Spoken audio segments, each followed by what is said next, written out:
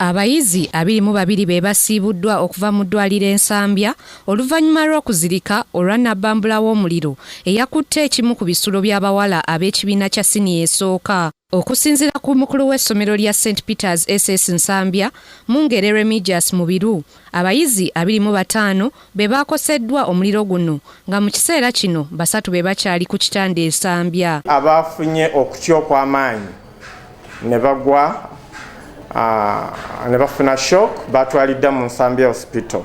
Abasawo ne babakolako bulungi ne tubakomyawo ekiro era basuze wano era kati bali mu bibiina. Mubiru annyonnyodde nga bwe watali muyizi yalumiziddwa nnyo nga batwaliddwa mu ddwaliro kyavudde ku kuzirika n'okufuna entiisa. Agasseeko ng'omuliro we gusuubirwa okuva ku masannyalaze ag'ekyanze oluvanyuma lw'okuvaako ne gaddako. Omuliro gwavudde ku masannyalaze era mu ku pulaani yaffe kye tulina okukola amangu n'embiro kulaba nti nno twekenneenya ennyo entambula y'amasannyalaze mu ssomero yonna. Era enkya ya leero Mubiru n'abakulu abalala abaddukanya essomero lino batudde mu lukiiko olw'amangu okusala entoto ku ngeri gye bagenda okuyambamu abaana abakoseddwa era lugenza okufundikirwa nga basizza kimu nga nkuyege okuliyirira abafiriddwa ebintu byabwe mu muliro. Abaana tusuubira bagenda kusigala ku ssomero, tugenda kubayamba, tugenda kulaba nti tubawa notes, tugenda kukola photocopy,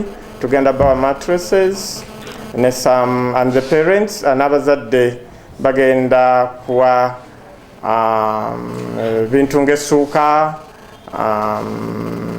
ebimu ebikozesebwa ebya bulijjo naye nga mu kino tukolera wamu bulungi n'abazadde baffe kubanga tebakipulaningira. Abayizi abasimatuse nabambula w'omuliro ono batutegeezezza nga bwe babadde mu kusoma kw'ekiro nga n'amasannyalaze gasoose kuvaako ne gadda oluvanyuma. Twabadde mu preps naye ne tufuluma ebweru ne tujja ne tugezaako abayizi ng'agezaako okutaasa ebintu ebimu ne fire brigade bagenza okujja ng'omu yonna yonna eyidde nga tewali kye bataasa nezikiza omuliro bagenza okujja nga bitono nnyo ebyataasiddwa keesi ezimu zabadde 2 ezawonyeewo ebitabo ebimu nga biriko amazzi naye ng'era biyiddeko patisi ezimu ebintu by'abaana bangi kumpi tewali kyawonye. Omuliro gwe gwatandise ne tuwulira abaana ba primary nga bawugana secondary students fire kati abaana ne balowooza nti basaaga. Twagenza olaba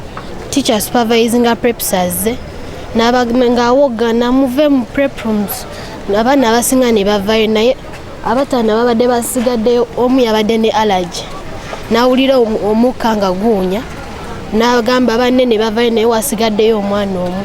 Back, I was in power by that time, so when it was back we had to go to the White House.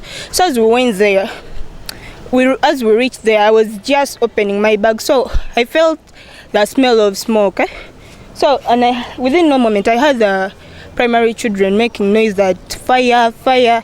So we had to look through the windows. When we looked through the windows, we saw that smoke was coming out of our dormitory, so we decided to run out. By the time I reached out, I would see the fire. Okay, the fire in the dormitory, it was too much. Mu kuwubako olubu lw'ekigere mu ssomero lino nga bazadde balabiddwa nga bazze okulaba abaana baabwe, akulira ebyenjigiriza mu KCCA Juliet Nambi Namuddu alaze okwennyamira olw'embeera eyatuuse ku ssomero lino. Namuddu akubiriza abakulira amasomero mu kibuga Kampala okubeera bulindaala ku bintu ebigwa bitalaze olwo lwe banaasobola okubivuunuka. Kubiriza amasomero gaffe gonna agalina ebisuulo. 1 okubeera kibabeera ne fire extinguishers kubanga fire extinguishers zaakoze omulimu munene nnyo okuzikiza omuliro nga poliisi bwekola ki bwejja. Bakubiriza moving forward okubeera nti buli kaseera babeera ne fire drills. Fire drills ziri nti mu practicingamu nga wadde tewaliwo omuliro tewaliwo kibaddewo abaana ne bamanya nti olwa waliwo ekibaddewo tukola ki tugenda wa batubala batya kubanga era ne bazanya essomero nti bategedde mu bwangu nnyo okumanya nti abaana baabwe bonna weebali tewali mwana atali accounted for. Ekirala tukubiriza amasomero gaffe okulaba nti wiring mu masomero gaabwe ebeera very well done. Embeera ku ssomero lino era bisengeze mu nteeko buli kimu ne kiddamu okwajja nga n'abayizi abakola ebibuuzo byabwe eby'akamalirizo balabiddwa mu bibiina nga babikola. Grace Nantale Kakooza, Kingdom TV, amalindirire. This is Kingdom TV.